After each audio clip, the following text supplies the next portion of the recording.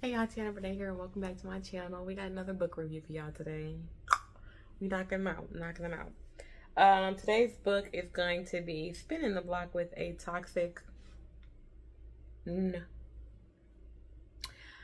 It's by Latoya and Nicole. It's 197 digital pages. I read it on my Kindle here, Kindle girly. This is my Kindle. That's what I read it on. Girl, why I want to review this? I rated it 2.5 out of 5. I must have some notes on this book. Anyway, I rated it 2.5 out of 5. It took me a day to rate it. I read it in July of 2024. I read it July 21st. It was my 101st. Is that what you say, 101st? Or 101? My 101. This is the 101. I read 101st. I feel 101st. Whatever. 101 book. All right. Oh, I took a lot of notes. That's why I wanted to review this book. Real quick, we're going to get into the summary. As I said before, summaries I do on book reviews, some of them I wrote myself. Some of them I pull the entire summary from the Amazon description. Some of them I just pull a paragraph out that I feel like explains the story enough, depending on how long the summary is. Okay? Summary for this book is, now that Larissa's back in town, Press is determined to not lose her this time around.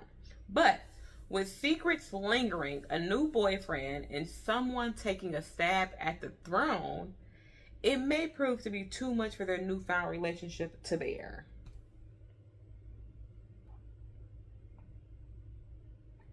Let me zoom in, y'all, because I got a lot of stuff I wrote. My notes make me laugh, and I'm so glad that I started doing my reviews based off of my reading journal instead of just jotting down some stuff to talk to y'all about. I take notes as I read. So the way my notes on these books are written are just my general thoughts as I'm reading page by page. Like whatever makes, I'll stop and write something down on my little reading journal. Versus the way I used to do them, I would, after I read the book, I would just make a note of stuff that stuck out to me. But now, y'all getting my real authentic feelings on these books. And it's so funny, because this is finna crazy. All right, here y'all go. Lady, that's Larissa. They call her Lady in the book. Lady is one shitty excuse having ass mom.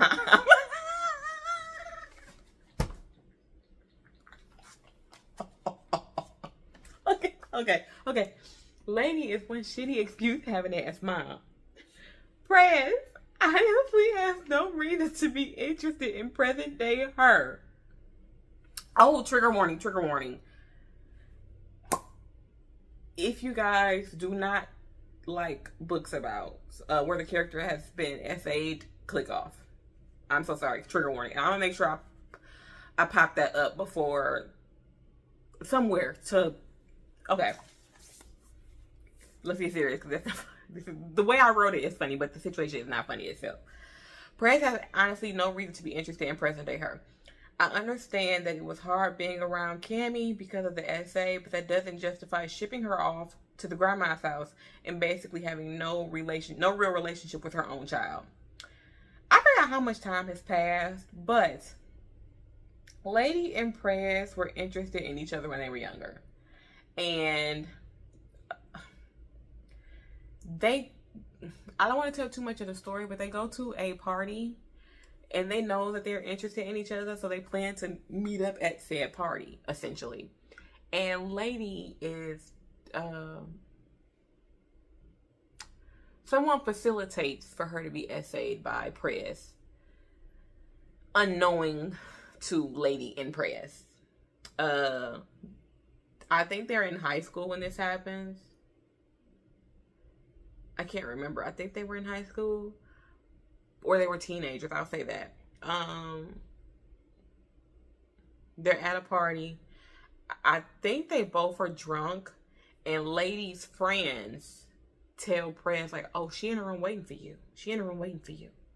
So they like gas him up to be like, and she ain't got no clothes on already kind of vibe, you know. So he goes for it. They end up doing what they do. Which is, this book does, I will say on a serious note, this book does, this situation that happens between them is the exact reason why consent is so important. And why it's important to teach your kids what consent is and what it means, and when you can say that they consented versus when they did not. Because this was an unfortunate situation. But as a result of it, Lady gets pregnant. Prez, after it happens, he thinks they finna be together, basically. Because in his mind, he thinks, I ain't do nothing wrong. You know, why she leave town kind of vibe. But she leaves because she's like, I was SA'd. She ends up with a child. She can't stand to be in the child's presence. I'm just gonna put it blatant. She didn't want the baby, but I think her mom was like, I'll raise it for you, you know, kind of vibe. So she leaves the state. I forgot what state she moves. I want to say she like left the baby down south and she moved to Chicago, or she moved to like Vermont or something, and she was from Chicago, something like that. Anyway, she moved out of state. And her mom is raising the baby. And she doesn't really have a relationship with her daughter. She calls them on FaceTime and talks to them, and that's the extent of the relationship. But she's not a present parent. And I just feel like, if you know, we're not going to get into that because I don't want to offend anybody, but I just feel like it was selfish of her to keep a child that she knew she didn't want. It was selfish of her to keep a child that she knew she couldn't be in the presence of. Because this little girl is not one. She's like talking. I forgot how old she is, but she's like, I don't remember how old she was. I wish I would have wrote it down. But she's like preschool age at this, the little girl is. Like, it's not a situation where this happened last year and she left town. The little girl is talking age.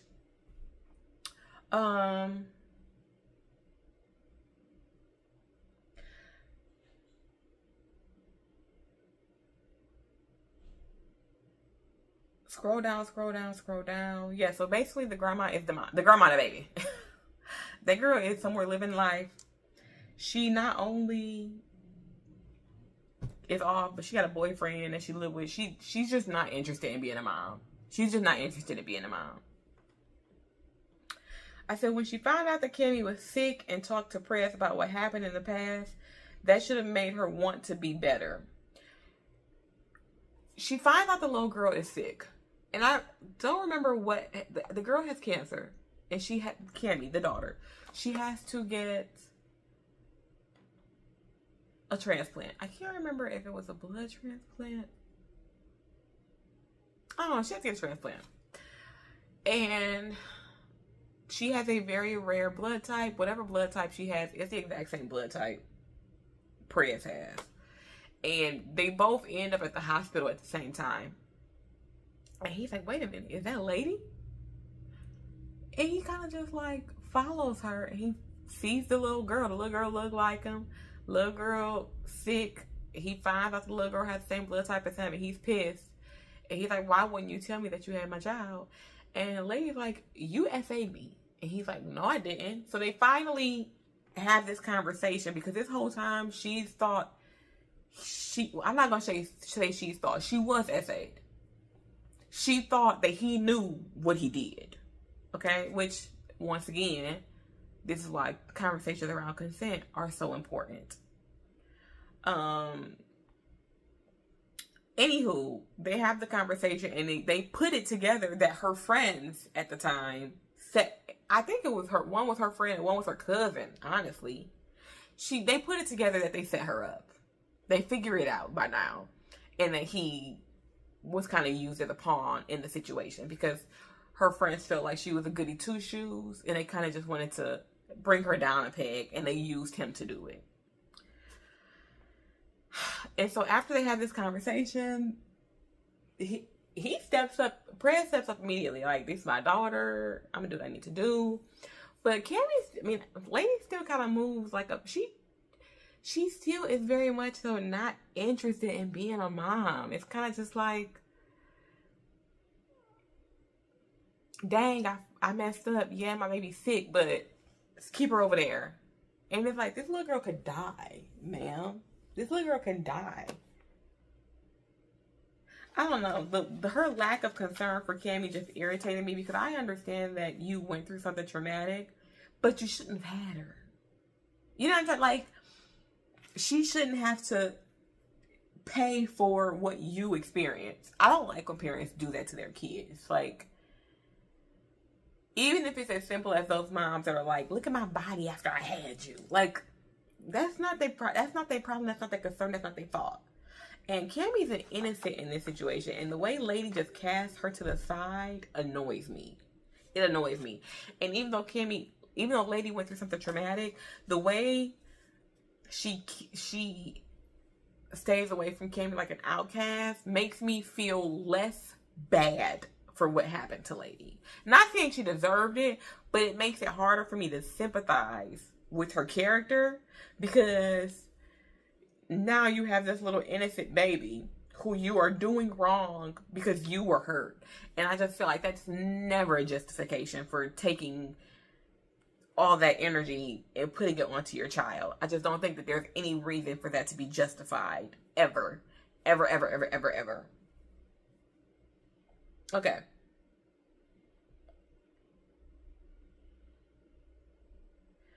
I said, she talks in the book, she talks about, oh, even though Cammy was conceived this way, I love her. And she's always like, she's the most important thing in her person in her life. And she loves her more than anything in the world. So I said, you love your daughter despite how she was conceived, but your current boyfriend that you've been with for a while doesn't even know she exists. Lady not only does not raise Cammy, she's in a relationship, like I said, with a man. She's been with him for years. This is not a situation where she just met him last month and doesn't want to introduce him to her child. He does not know she's a mother. Or she's not a mother. She's not a mother. He does not know she's given birth. He does not know she has a child. He has no idea this child exists. You don't love that little girl. Because why doesn't she exist in any capacity in your world? She doesn't exist in any capacity. You don't live in the same. It's not a situation where she's just down the road. Lady lives in a completely different state. She sees her daughter on FaceTime. She can't come home because she has a trauma response when she's home and because of what happened to her. The only time she sees her daughter is when her mama and her daughter come visit her, which obviously is not often because your boyfriend who you've been with for a while don't know about her. It's disgusting. It's disgusting. In the book, she always talks about how sheltered she is and she don't know street code. But she's fighting every other chapter. She's in the streets fighting every other chapter. And it's like, are you some hood bitch who like to fight? Or do you not know nothing about the streets? Like, it's like the author didn't know whether to make her like sheltered. Because remember, she starts off as this sheltered girl. She don't drink, she don't smoke, she don't party, she don't do this, she don't do that. She's this good girl with good head on her shoulders, smartest person in her class. She's going to college. You know what I'm saying? And then she turns into the girl who's wild at the party fighting and in the street fighting. But then she still said, but I don't know no street code. Ma'am, Pam. Where am I at?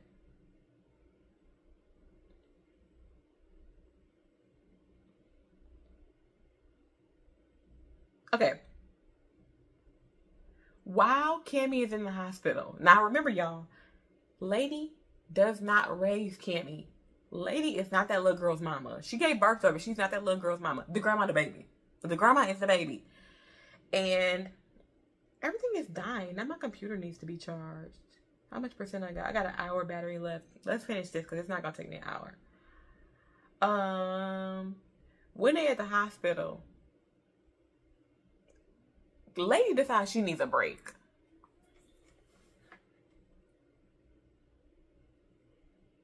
Your daughter's laying in the hospital with cancer. And she decides she needs a break. The daughter she does not raise. The daughter that she does not see every day. The daughter that she is not doing day to day, go to school, do your homework, go to daycare. She's not doing that with. Why? Because she don't live in the state. Why? Because this is the first time she's seen her daughter in person in months. She decides that she needs a break, so she goes to the club. I said, what does she need a break for? She's not the one raising her child. She don't even live in the same state as her daughter. Because what do you need a break from, Cammy? I mean, lady, what do you need a break from? And I want to make note, when she goes to the club, it's not like lady has been at the hospital with Cammy for weeks now. It's probably been a few days.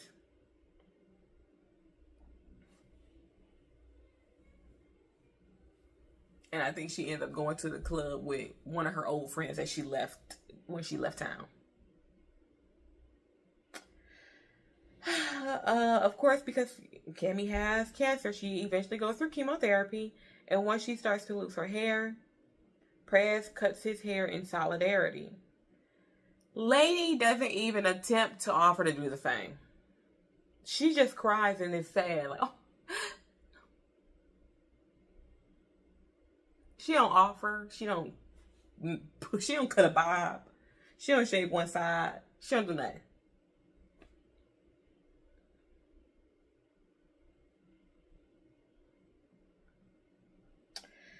At the time of this happening, lady is still with her boyfriend, whose name is Lex. I said that all she's worried about is Cammy needing to get along with Lex. In the whole book, Cammy clearly doesn't. By now, she has to tell Lex that she got a child. So they try to play house. Lex is not interested in being step-pappy. He's not a good boyfriend, and he ain't trying to be one. But the whole time, lady is making it seem like Cammy needs to try. Cammy needs to try and get along with Lex for her. And it's like, she don't know you. She barely know you. She has never lived in a house with you. But she needs to get along with your boyfriend. The little preschool, kindergarten age kid needs to get along with your boyfriend. When you don't even know her yourself. And she's saying this in the book. You need to try. We need to make this work. Me and Lex are, and it's just like, you haven't even been a mom to her. All right, next point. Lex ends up locking lady's ass in a closet for 4 days. When she gets out, she does not have a sip of water. Make that make sense. She gets locked in the closet. 4 days later, what's his name? Prez finds her. And when he gets her out, they have to rush to the hospital because their daughter is still in the hospital suffering from her cancer treatments and whatnot. And he ain't got no water for lady. He don't take her to the hospital to be seen. He take her home, I think, to change. And then they go to the hospital. And it's like, she wasn't thirsty. She went in that closet, passed out. How long can you live without water? Let's look it up. How long can you survive without food or water? 1 week. She went 4 days. And she was alert and up in the closet. just peeing and pooping on herself. And like I said, when she got out of that closet, it wasn't like her voice was dry. It wasn't like she just got out the closet.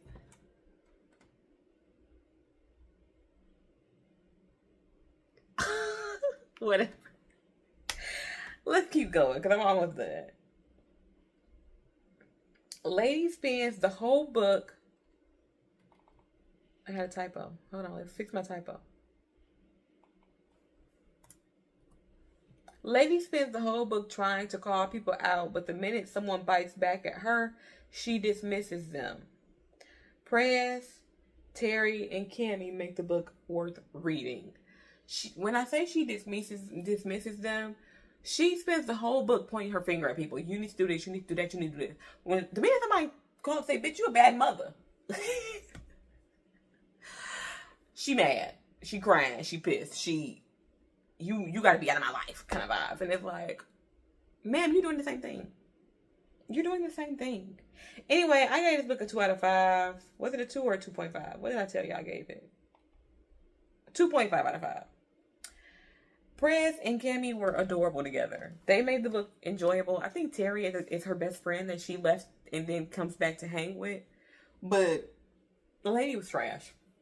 Like I said, I understand she suffered a horrible thing, but lady was trash. I'm sorry. No ifs, ands, or buts. She was trash. Like, comment, subscribe, and all that fun stuff down below. I hope you guys enjoyed this review. Let me know what other books you want me to review potentially in the comment section as well. And I will talk to you guys in the next video. Bye.